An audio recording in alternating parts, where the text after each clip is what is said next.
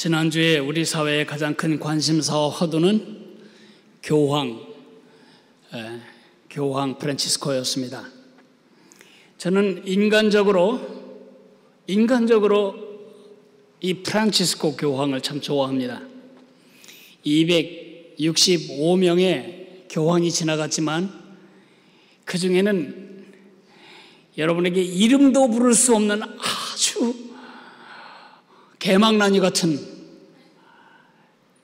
정말 타락의 극치를 이룬 교황도 있는가 하면 또 전통을 잘 이어온 교황들도 있습니다. 그러나 265명 중에 프란치스코라는 교황명을 가진 교황은 없었습니다. 프란치스코는 교황에게 붙여지기에 적합하지 않은 이름입니다. 그래서 교황은 바오로, 요한 바오로, 알렉산더, 비오 이런 식의 좋은 이름들이지 프란치스코 아닙니다. 프란치스코는 가난의 대명사고 청빈의 대명사입니다. 그 호화로운 교황청의 권위와 권세와 영광의 자리에 합당한 이름이 아닙니다. 그러나 이번 교황은 자기 교황명을 프란치스코로 했습니다. 인간적으로 소탈하고 그리고 그 부패와 굳은 전통에 저항하는 그의 모습을 볼 때 저는 무척 공감합니다. 그래서 인간적으로는 아주 이 교황 매력있다 생각이 듭니다. 그러나 종교적으로는 아주 마음이 껄끄럽습니다. 이분이 오셔서 한국의 개신교도들이 천주교로 갈까봐 제가 껄끄러운 것이 아닙니다. 제가 껄끄러운 이유는 이분이 상징하고 있는 로만 캐톨릭 교회의 잘못된 교훈이 사람들을 헷갈리게 하는 것이 껄끄럽습니다. 엊그제는 마리아 승천 기념 미사를 대전 공설운동장에서 했죠. 그러면 마리아가 진짜 승천했습니까? 마리아는 예수님을 낳은 다음에 절대 남자와의 관계를 갖지 않냐고 동정을 지키다가 죽었다고 그러는데 예수님의 동생들, 그 여러 명의 동생들은 누가 낳은 것입니까? 천주교의 가장 큰 약점은 말씀의 권위 위에 교황이 서 있다는 것입니다. 조상에게 제사하는 것은 우상숭배다. 그렇게 가르쳤을 땐 조상에게 제사하는 것은 죄였습니다. 그러나 후대의 교황이 조상에게 제사하는 것은 조상을 기념하는 일뿐이니까 괜찮다. 124명의 복자들은 거의 다가 조상 제사를 거부하다가 참수당하거나 돌에 맞아 죽은 사람들입니다. 그러면 지금 그 후배들은 전부 조상들에게 제사하고 있는데요.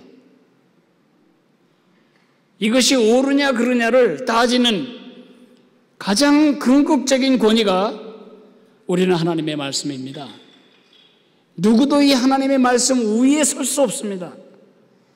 그러나 천주교회는 교황이 그 모든 것을 결정합니다. 그런 점에서 이 잘못된 권위 그리고 행위구원, 예수님을 믿지 않아도 구원받을 수 있는, 심지어는 예수 믿고 죽지 않아도 뒤에 사람이 열심히 기도해주면 천당으로 갈 두 번째 기회가 있는 이 이상한 믿음, 성경과는 동떨어진 이러한 가르침들이 많은 하나님의 사람들을 헷갈리게 만들까 봐 그것이 껄끄럽고 그리고 부담이 되는 것입니다. 만약에 이 교황 방문으로 많은 사람들이 캐톨릭으로 넘어갔다면 그건 교황 잘못이 아니고 성도들을 바로 가르치지 못한 우리 성직자들의, 개신교 목회자들의 책임입니다. 또 부끄러운 마음도 있었습니다. 천주교회는 이 새로운 교황으로 말미암아 개혁이 되고 잘못된 전통으로부터 벗어나려고 몸부림을 치는데 우리 개신교회는 점점 중세교회로 역행하는 이런 우리 모습이 대조되면서 제 마음에 깊은 부끄러움이 느껴집니다. 그러나 또 영적으로는 이번 교황이 제게 새로운 비전과 전망을 심어주는 것을 느꼈습니다. 교황은 자신이 그리스도를 대리하는 사람이라고 믿고 있습니다. 교황은 그리스도를 대신하는 대리인이라고 생각하기 때문에 그 권위를 사람들이 따르는 것입니다. 그런데 또 있습니다. 저도 그리스도를 대신하는 사람입니다. 여러분도 그리스도를 대신하는 사람입니다. 그리스도와 우리 사이에는 아무것도 없습니다. 우린 직접 그리스도께 나가고 우린 직접 용서를 빌고 직접 그분의 백성임을 확신하는 교황이 아니면 신부가 우리와 하나님 사이에 서서 중재 역할을 하는 것이 아니라 우리 안에 살아계신 예수님의 영이 우리와 하나님 사이를 중보하시고 중재하시고 계십니다. 우리는 우리가 심긴 작은 세상의 대사로서 제사장으로서 우리는 그리스도를 대표하고 대신하고 있습니다. 제가 언제 어디서 무슨 일을 하든 사람들은 이렇게 말합니다. 제 예수 믿는 사람이 저렇게 하나. 무슨 뜻이죠? 제가 그리스도를 대표하고 대리하고 있다는 뜻입니다. 그런 점에서 여러분과 나는 왕같은 제사장이라고 성경이 말한 대로 우리의 정체성이 명확해야 할 것 같습니다. 고린도 후서 5장 20절에 우리가 그리스도를 대신하여 사신이 되어 하나님이 우리를 통해 너희를 권고하신 것 같이 그리스도를 대신하여 간구하노니 너희는 하나님과 화목하라. 사도 바울은 자신이 언제 어디서 누구를 만나든지 자신이 그리스도의 대사라는 의식을 잃지 않았습니다. 저도 그래야 하고 여러분도 그래야 합니다. 왜 세상 사람들이 교회를 욕하죠? 교회보다 더 많은 짓을 세상에서는 악한 짓을 하는데 왜 세상은 교회가 하는 잘못에 대해서 민감하죠? 당연한 겁니다. 너희는 그렇게 살아서는 안 되지. 그리스도가 그 모양이냐? 너희가 대표하고 대리하는 그리스도가 그 모양으로 생겼냐? 세상은 그래서 우리의 삶에 대해 비난을 퍼붓는 것입니다. 말씀드린 것처럼 우리가 대사, 우리가 왕 같은 제사장이지만은 그러나 우리는 어느 날 이 땅을 떠나야 할 나그네입니다. 대사의 권세가 아무리 커도 임기가 차면 그 나라를 떠나 본국으로 귀환하게 되어 있습니다. 본국 귀환, 이것은 여러분에게나 내게나 반드시 일어날 사건입니다. 언젠가 우리는 손을 털고 마치 지금까지 목숨 걸고 살아온 삶이 아무 일도 아닌 것처럼 손을 털고 눈을 감고 천국으로 갈 것입니다. 그러면 제일 먼저 해야 할 일은 황금길에 폼나게 걷는 것이 아니고 제일 먼저 예수님을 얼굴과 얼굴로 대하여 만나게 될 것입니다. 여러분과 나는 시복식이 필요 없는 복자입니다. 여러분과 나는 하나님의 자녀가 된 이미 복을 받은 사람입니다. 여러분과 나는 거룩한 행실을 많이 해야 성인이 되는 것이 아니고 우린 이미 성도입니다. 하나님의 라스트 네임이 있다면 그것은 성일 겁니다. 거룩. 그 거룩하신 하나님의 자녀가 된 순간 우리는 성도라고 불리움을 받습니다. 영어 성경은 saints, 성자, 성인, 성현, 성도 다 같은 말로 씁니다. 우리가 성자답게 아직 성숙치 못하고 성자다운 말도 행실도 못하고 있을지라도 우리 신분은 성자입니다. 이미 복자가 되고 성자가 된 여러분과 나, 우리는 이 땅에 그리스도를 대리하는 대사로서 살다가 떠나야 합니다. 떠나면 반드시 주님께 우리가 살아온 삶을 보고해야 합니다. 이 진리는 제가 지금 처음 소개하는 것이 아니고 신약 성경 거의 모든 페이지에 나오는 중요한 진리입니다. 주님이 오시든가 우리가 주님께로 가든가 우리는 그 마지막 순간에 주님을 얼굴과 얼굴로 만나게 되어 있습니다. 이것은 2000년 교회 역사의 가장 중요한 교회를 붙드는 힘이었습니다. 모든 시대 모든 성도들의 소망이어 왔습니다. 얼마 전에 세상을 떠난 우리 교회의 모든 교우들, 이 소망 붙들고 죽음이라고 하는 무서운 터널을 통과할 수 있었습니다. 주님을 만난다. 여기가 끝이 아니다. 죽음을 이기는 용기가 이 진리에서 나옵니다. 핍박과 환난을 견뎌낼 교회의 힘이 바로 이 진리에서 나왔습니다. 그러나 매우 안타깝게도 어느 순간인가부터 이 진리는 비호감 진리로 전락했습니다. 비인기 종목으로 전락했습니다. 이 주제에 대해서 설교하기를 싫어하고 이 주제에 대해서 듣기도 싫어합니다. 이때부터 성도들의 삶은 윤기를 잃어버리고 활기를 잃어버리게 된 것입니다. 현악기는 바이올린이 되었던 기타가 되었던 모든 줄을 문질러서 소리가 나는 모든 악기는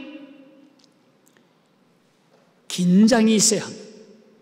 양쪽 끝에 줄에 긴장이 있을 때 튕기거나 문지르면 거기서 영롱한 음악이 나오는 것입니다.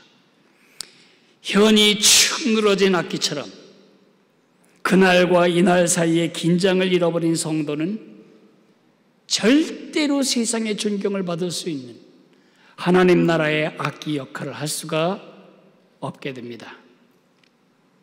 또 하나가 있습니다. 많은 오해는 그날 이 땅을 떠나 주님을 만나는 날은 모든 눈물이 씻겨지고 더 이상 슬픔은 끝나고 고생은 끝나고 행복은 시작되는 날이다. 이렇게만 알고 있습니다. 그러나 그것은 성경적인 가르침이 아닙니다. 그러기 전에, 그런 삶에 들어가기 전에 우리는 보고를 해야 합니다. 그것을 우리는 그리스도의 심판대라고 부릅니다. 성경에는 두 개의 심판이 기록되어 있습니다. 하나는 백보자 심판입니다. 이 백보자 심판과 그리스도의 심판대 두 개의 심판이 있는데 대상이 다릅니다. 끝까지 하나님의 용서와 자비를 거부한 사람들은 백보자 심판으로 갑니다. 그것은 영원히 꺼지지 않을 불이 타는 하나님의 자비가 차단된 지옥으로 들어가게 되는 최종 선고입니다. 그러나 하나님의 사람들은 절대 여기에 가지 않습니다. 예수님을 나의 구세주와 주님으로 믿은 하나님의 자녀는 절대 저주의 심판을 받지 않습니다. 하나님의 자녀들이 받을 심판대는 그리스도의 심판대라고 이름 지어지는데, 이 심판은 우리가 살아온 삶에 대한 상급을 주는 시상 심판입니다. 여기선 지옥에 갈 거냐가 아니고 천국에 갈 거냐가 아니고 어떤 천국을 누릴 거냐, 그것이 이 심판대의 목적입니다. 시험을 치를 때, 시험을 치르는 날, 그 시험은 모든 사람에게 행복한 것이 아닙니다. 어떤 사람에게는 새로운 삶의 지경이 열리는 축복의 기회지만 어떤 사람에게는 슬픔과 패배와 실망의 순간이기도 합니다. 그리스도의 심판대에서 우리는 우리가 행한 모든 삶에 대해 선악간의 심판을 평가를 받게 될 것입니다. 이 땅에서 우리가 살아온 모든 삶의 복무에 대해서 하늘 왕의 평가가 있을 것입니다. 그러므로 다 기뻐한다? 그럴 수 없습니다. 예수님이 누가복음 12장에서 말씀하시기를 감추인 것이 드러나지 않을 것이 없고 숨긴 것이 알려지지 아니할 것이 없다. 아무도 모르게 여러분이 덮고 있는 일, 남편도 모르고 자녀도 모르게 여러분이 덮고 있는 그 일, 어느 날 그것이 드러난다는 것입니다. 여러분과 내 마음속에 깊은 동기, 내가 왜 그 일을 하는지 사람들은 모릅니다. 그러나 예수님은 속지 않으십니다. 바울 사도는 이렇게 말합니다. 고린도전서 4장 5절에 그가 어두움에 감추인 것을 드러내고 마음의 뜻을 나타내시리라. 요한도 말합니다. 너희에게 너희가 그가 의로우신 줄을 알면 죄송합니다. 그가 강림하실 때에 우리로 담대함을 얻어 그 앞에서 부끄럽지 않게 하려 함이라. 결국 두 가지 반응이 있을 수 있습니다. 그날은 담대하거나 부끄럽거나.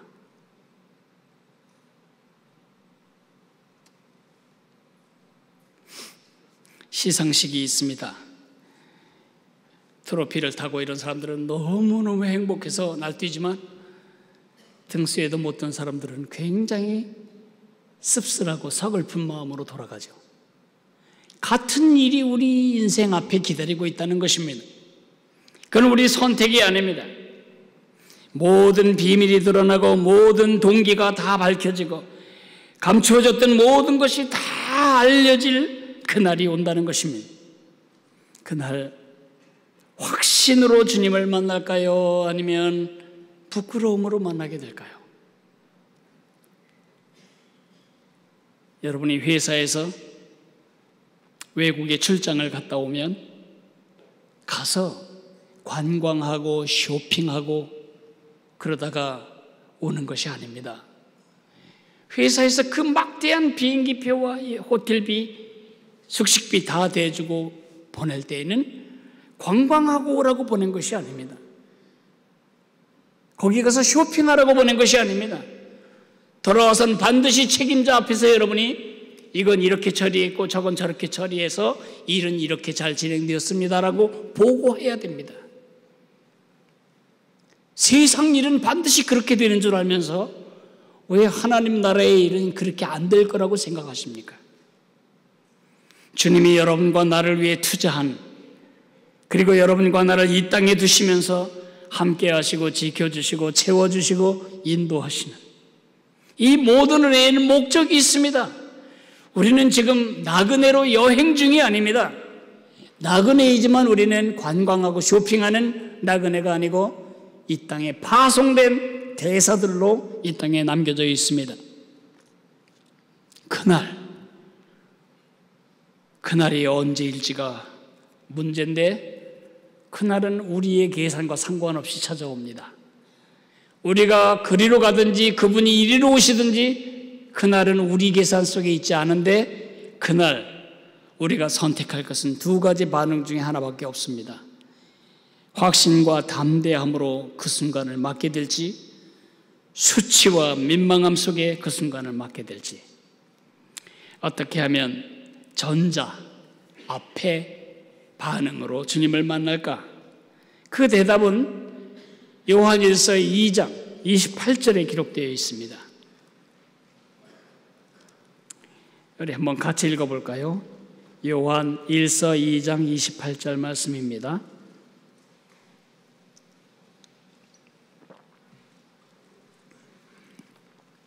자녀들아 이제 그의 안에 거하라. 이는 주께서 나타나신 바 되면 그가 강림하실 때에 우리로 담대함을 얻어 그 앞에서 부끄럽지 않게 하려 함이라. 오늘 이 요한 사도의 글에는 그날이 반드시 온다는 것과 그날 반드시 회개해 보고해야 된다는 것과 부끄러움이나 담대함 둘 중에 하나로 우리가 그날을 만나게 될 것에 대해서 말할 뿐만 아니라 어떻게 그날을 부끄러움이 아닌 담대함으로 맞이하게 될까를 이야기해 주고 있습니다. 제가 세 가지를 말씀드리고 싶습니다. 첫째로는 그날 감추고 싶은 것을 오늘 제거하십시오. 그 순간에 감추고 싶은 것을 지금 제거하십시오. 많은 주부들이 목사가 내가 오늘 잠깐 들리겠습니다 그러면 뭔 일인데요? 아예 안 오셔도 돼요. 목사가 집에 오는 것이 불편한 이유는 뭐죠? 청소가 안 돼 있기 때문이죠. 10일 전에 예고가 돼 있으면 10일 동안 마음에 부담이 있습니다. 긴장이 있습니다. 그 긴장이 우리가 오늘 가지고 살아야 할 긴장입니다. 그럴 때 우리의 악기는 세상을 감동시킬 음악 소리로 소리를 낼 수 있는 것입니다. 감추고 싶은 것을 오늘 제거하십시오. 목사님이 신방 오면 요령을 하나 가르쳐 드릴게요. 방 하나에다 다 쑤셔놓고 물을 잠궈 버리십시오. 목사님 못 들어가게. 목사는 그렇게 해도 되는데 예수님은 그렇게 할 수가 없습니다. 그게 문제입니다. 저는 예수 믿기 전에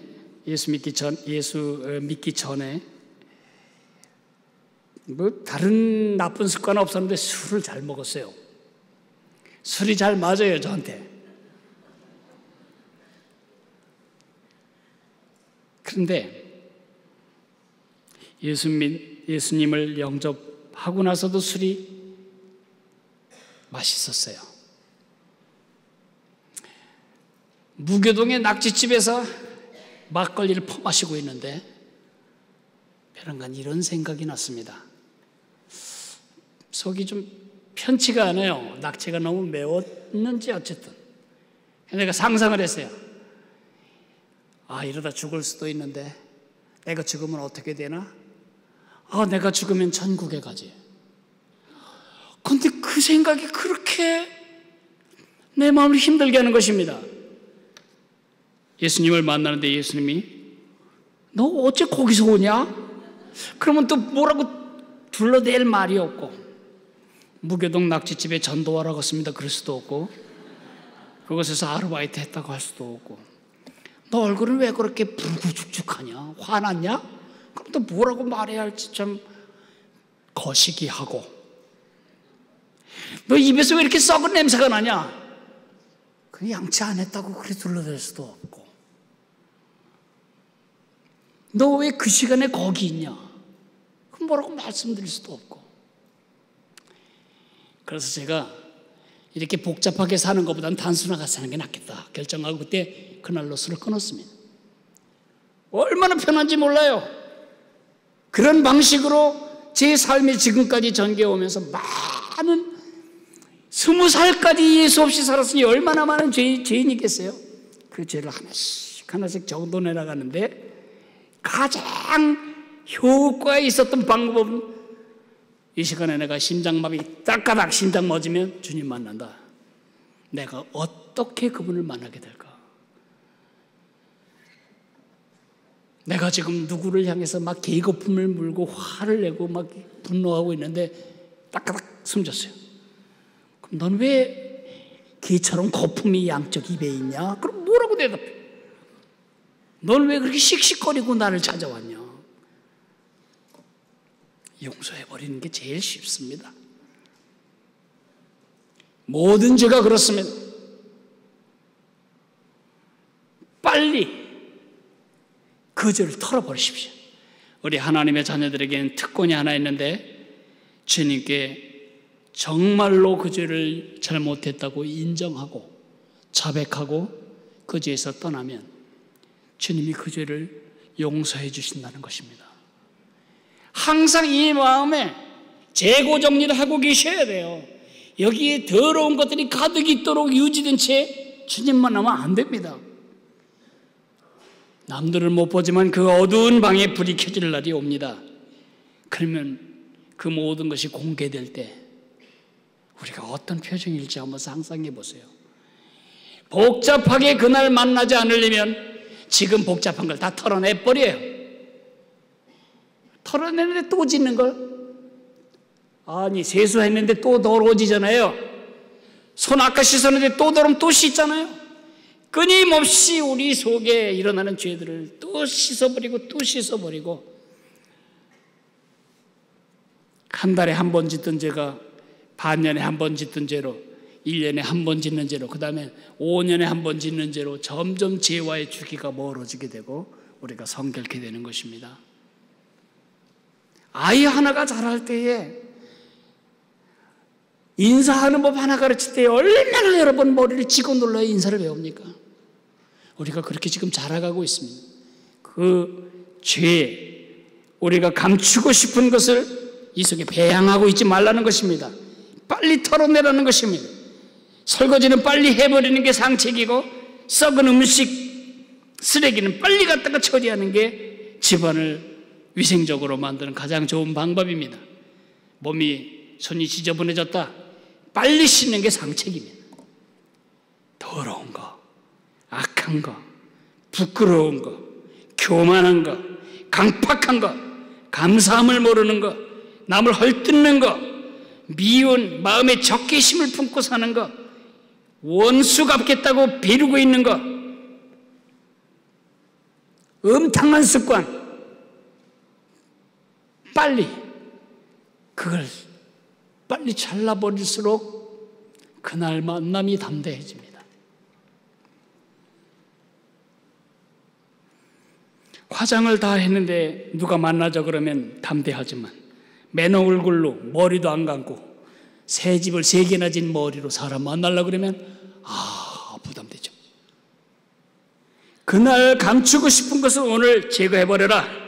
두 번째, 그날 드러내고 싶은 것은 지금 채워라. 우리는 하나님 나라의 대사들입니다. 그날 왕께서 우리에게 물으실 게 뭘까요? 출장 갔다 온 직원에게 그날은 어때? 음식 맛은 어때? 뭐가 제일 맛있어? 해변에서 찍은 사진 좀 보여줘. 그럴 상사가 있겠습니까? 거기 가면 뭐가 싸? 그런 거 묻는 상사가 있겠습니까? 보낸 사람은 철저히 목적을 따집니다.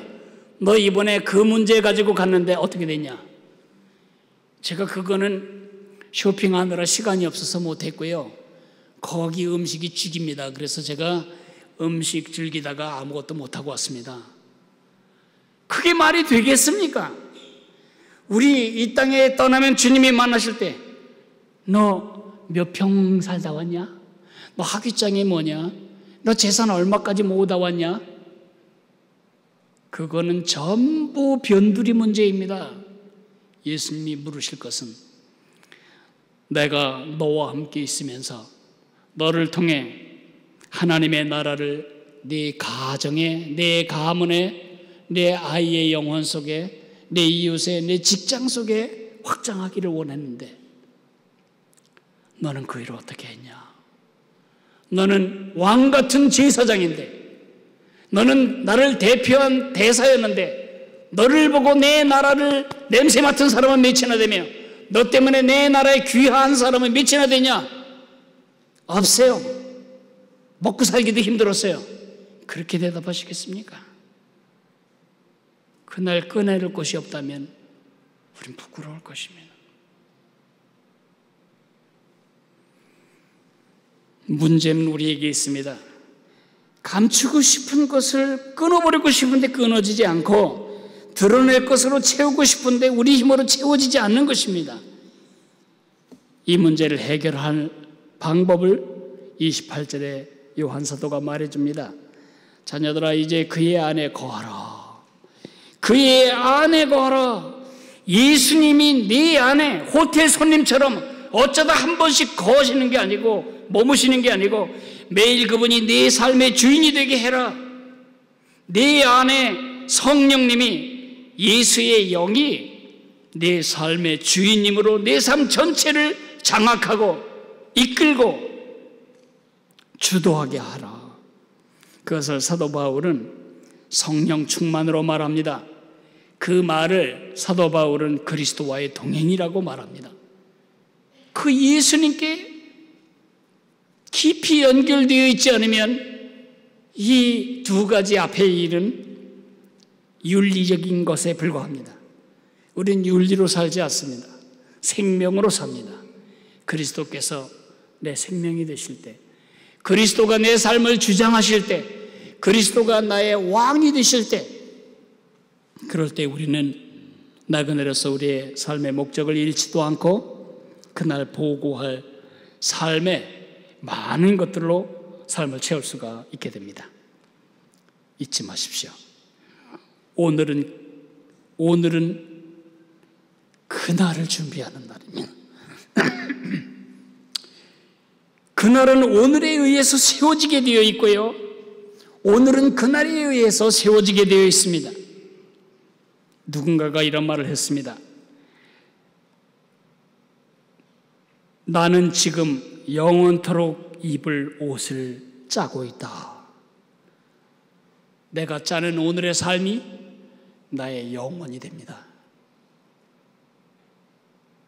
나의 영혼의 질이 오늘의 삶에 의해서 결정이 됩니다. 이것은 우리 삶의 부담이기도 하지만 우리 삶의 특권입니다. 그날의 빛으로 오늘을 살고, 오늘의 빛으로 그날을 세우고, 그날로 오늘을 세우고 오늘로 그날을 세우는 이 삶의 원리를 그리스도 바깥에 있는 사람은 절대 알지 못합니다. 여러분의 칭찬이 없어도, 여러분의 보상이 없어도, 여러분의 격려가 없어도, 한국교회의 지지가 없고 지원이 없어도 제가 다음 세대 사역을 42년 동안 해올 수 있었던 이유는 나의 전국적인 보상자, 나의 전국적인 평가자가 한국교회도 여러분도 아니고 바로 하늘의 왕이시기 때문에 그렇게 올 수 있었습니다. 앞으로도 저는 그렇게 살 겁니다. 그날은 오늘에 의해서 세워지고 오늘은 그날에 의해서 세워집니다. 이것을 잊지 마시기 바랍니다. 그날로 오늘을 세우고 오늘로 그날을 세우는 지혜로운 하늘나라의 왕 같은 제사장, 지혜로운 대사가 되십시다. 같이 일어나서 찬송할까요?